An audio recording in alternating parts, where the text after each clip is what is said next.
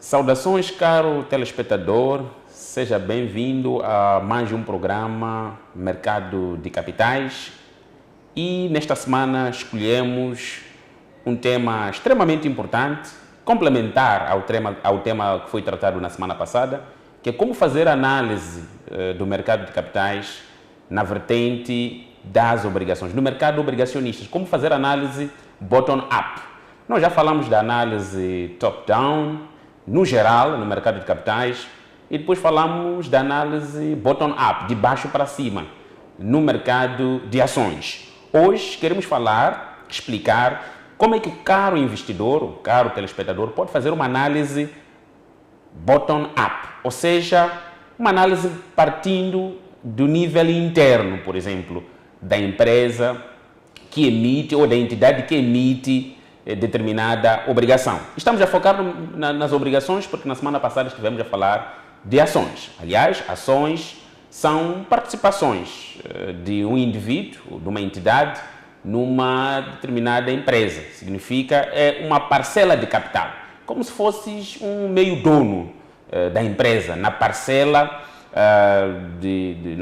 de ações que tu detens, por exemplo. Seria de forma mais simples explicar desta forma. Agora, obrigações não. Obrigações, tu não detens a participação, por exemplo, do capital da empresa. Obrigações é, de facto, o empréstimo que uma entidade faz, pode ser o Estado, pode ser uma empresa, a um indivíduo ou uma outra entidade, na promessa de reembolsar aquele empréstimo a uma determinada taxa de juro, uma taxa de juro que vai refletir o cupom a ser pago periodicamente e depois o reembolso final do capital emprestado. As obrigações, por sua vez, elas podem ser corporativas, que são as que irei dar enfoque no programa de hoje, mas também podem ser obrigações emitidas pelo Estado, as famosas obrigações de tesouro, que abundam até no nosso mercado de capitais, tendo em conta que o Estado é um dos maiores participantes do mercado de capitais através do financiamento do seu déficit com emissão de obrigações de tesouro, que são títulos de médio prazo, ou seja, que vencem acima de um ano, mas também às vezes sob forma de obrigações ou sob forma de bilhetes de tesouro, que é quando vencem abaixo de um ano. O Estado contrata para reembolsar no mesmo período. Mas também podemos ter, para a vertente das empresas, podemos ter aquilo que chamamos de papel comercial, que também a diferença é que é emitido por uma empresa e vence também abaixo de um ano. Aliás, de forma resumida, posso referir que as obrigações de tesouro são o equivalente às obrigações corporativas, com a diferença da entidade que emite-as. No lado, tesouro, que é o Estado, e do outro lado, corporativo, que é uma empresa. Da mesma forma, os bilhetes de tesouro, que é o Estado, e o equivalente seria o papel comercial, que é emitido por uma determinada empresa. Mas a pergunta é, que tipo de aspectos a tomar em consideração quando se pretende comprar uma determinada obrigação? Quais são as análises, quais são os fatores, quais são as variáveis importantes a considerar? Por exemplo, para comprar, imaginemos que o mercado emite determinado número de obrigações e essas obrigações, cada uma delas no valor de 10 mil meticais, com um prazo de 3 anos, com taxa de juros anual de 15%. Qual é a análise geral que podes fazer em relação a esta obrigação? Bom, podemos dizer 10 mil meticais é o que o caro investidor deve pagar por cada obrigação. Naturalmente que pode escolher comprar o número de obrigações equivalente à sua capacidade de compra. Por exemplo, se quiser comprar 10 mil obrigações, seria 10 mil vezes, aliás, 10 obrigações vezes 10 mil meticais. Estou a falar de 10 obrigações. 10 obrigações vezes 10 mil meticais, então significa 100 mil meticais vai ser desembolsado para a compra de 10 obrigações de 10 mil meticais. Mas também podes comprar 100 obrigações. Mesma coisa, seria 100 vezes 10 mil, 1 milhão de meticais. Ou podes comprar 1000 obrigações, e neste caso, 1000 obrigações de 10 mil meticais daria mais ou menos, aliás, o equivalente a 10 milhões de meticais a ser desembolsado para a compra de 1000 obrigações de 10 mil meticais cada obrigação. Agora, a pergunta é, qual é a análise geral, primeiro, que podes fazer sobre esta obrigação? Primeiro, a taxa de juros é de 15%. Já fiz referência, 15%, se nós olharmos e compararmos os 15% às taxas de juros de mercado, 15% está acima da taxa média de poupança, pelo menos do mercado de crédito.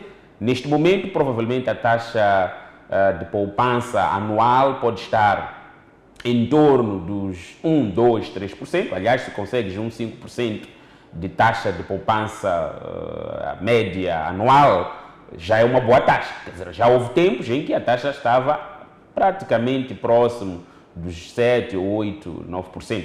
Falo da taxa de juros, de poupança, olhando para o mercado de crédito. O que significa que, de certa forma, 15%, que não está muito longe da realidade, já vi obrigações de cerca de 18%, seria mais ou menos acima, 2 ou 3 vezes acima da taxa média de poupança equivalente, por exemplo, no mercado de crédito. Então, a pergunta que não cala sempre é: e por quanto tempo irei receber, por exemplo, o meu investimento? Vamos dar o exemplo só de uma obrigação, para não complicar muito.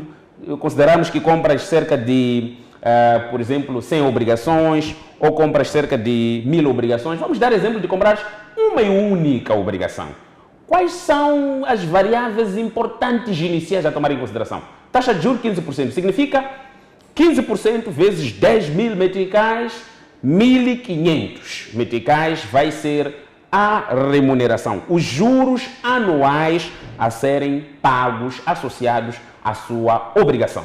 Por outro lado, pode ser que o pagamento seja semestral. Mais uma vez, a taxa pode ser convertida para o semestre, ou então pode-se enunciar a taxa semestral equivalente aos juros semestrais.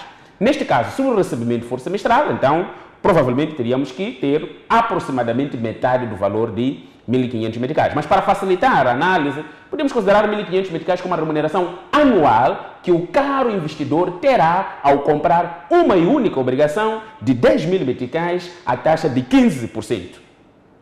A segunda coisa que podemos perguntar é, mais ou menos, qual é o período? Estamos a considerar 3 anos. Se é uma obrigação de 3 anos, então, durante 3 anos, vais ter uma remuneração periódica. Vais ter recebimentos anuais, mais uma vez, dependendo da periodicidade ou da frequência acordada para o pagamento de juros. Neste caso, se for anual, significa 1.500, 1.500, 1.500 durante 3 anos, até que a obrigação vença.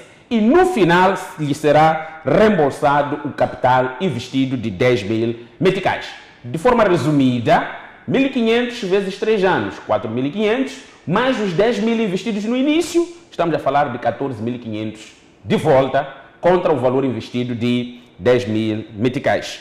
Se isso for satisfatório, então pode-se considerar a possibilidade de comprar esta obrigação, definindo o número em função da sua capacidade, em função das suas expectativas, de facto multiplicar o valor que poderá ser investido a essa taxa de 15%.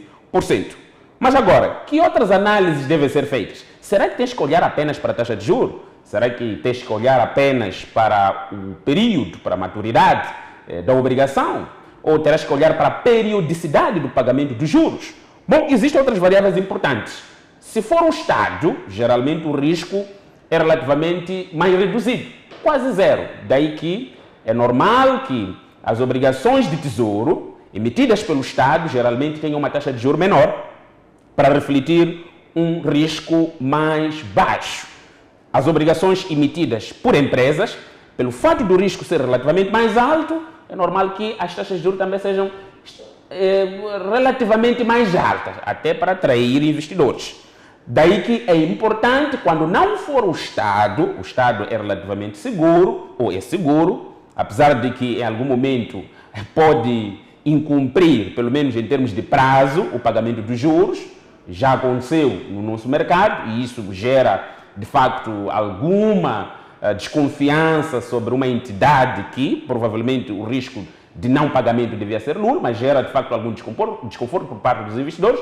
Mas o risco, mesmo assim, não deixa de ser muito reduzido quando comparado a uma empresa. Agora, se for uma empresa, aí sim, o risco sobe e a qualidade da análise a ser feita para a compra desta obrigação começa, de facto, a aumentar. Deve analisar se a empresa tem lucros, registra lucros suficientes para honrar com os compromissos de pagamento de juros associado à obrigação que estás a adquirir no mercado de capitais. É preciso ver o histórico do pagamento de juros desta mesma empresa. Se no passado esta mesma empresa emitiu obrigações e foi capaz de honrar, de cumprir com as obrigações de pagamento de juros dos investidores que confiaram na empresa e compraram a obrigação para poder, de facto, lhe ceder liquidez a esta empresa para realizar as suas operações de investimento, etc, etc.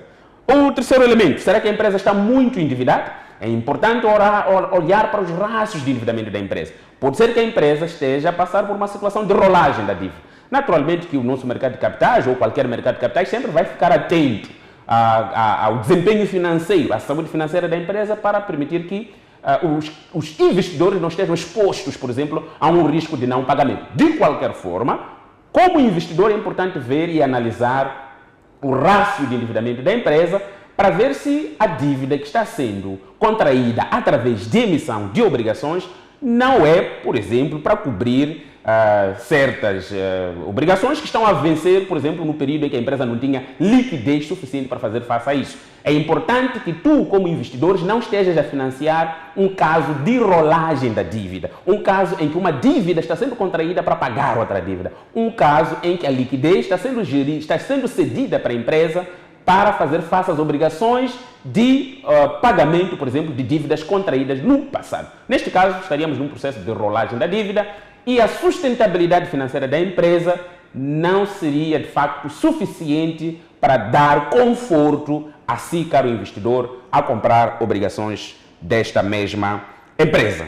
E, finalmente, é importante prestar atenção se existem garantias para proteger o investidor em caso de falência. Por exemplo, em casos de falência, a prerrogativa, a prioridade de pagamento deve, muitas vezes, estar prevista para que vá para as entidades ou os investidores que, de facto, compraram as obrigações da empresa. Imagine que na obrigação, os investidores, os que cederam a sua liquidez para a compra dessas obrigações, são os últimos a serem pagos no caso da empresa ser liquidada. Então, este detalhe pode ser importante. Pode ser importante. É daí que o caro investidor deve sempre analisar se tem prioridade de pagamento do valor investido ou dos cupons, dos juros acordados, em detrimento, por exemplo, de outras entidades ou outros credores da empresa. E, finalmente, analisa a taxa. Se a taxa de 15%, esta que eu fiz referência, compensa o risco ou não.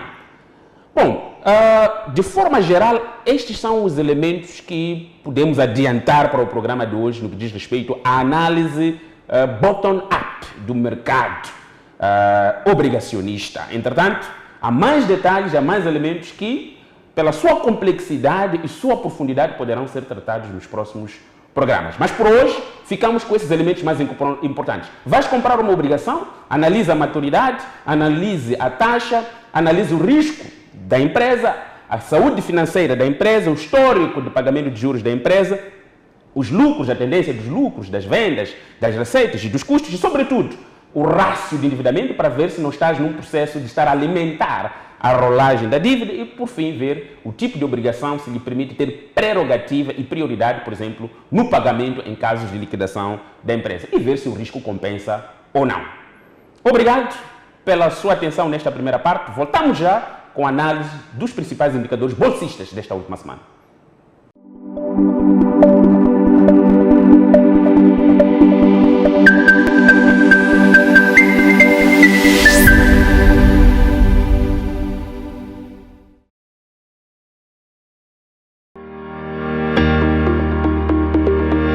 Moçambique será palco de um dos maiores encontros internacionais dedicados ao setor da saúde. a Moçambique Medical Expo 2026, segunda edição. Um evento que vai reunir instituições governamentais, hospitais, clínicas privadas, distribuidores de equipamentos médicos, especialistas e investidores nacionais e internacionais. Uma verdadeira plataforma de exposição, debate, inovação, investimento e networking, promovendo novas oportunidades e parcerias para o desenvolvimento do setor da saúde em Moçambique. Nos dias 29 e 30 de outubro de 2026, no Centro Cultural Moçambique-China, das 9 às 17 horas. Uma parceria Saluten e Grupo MBC.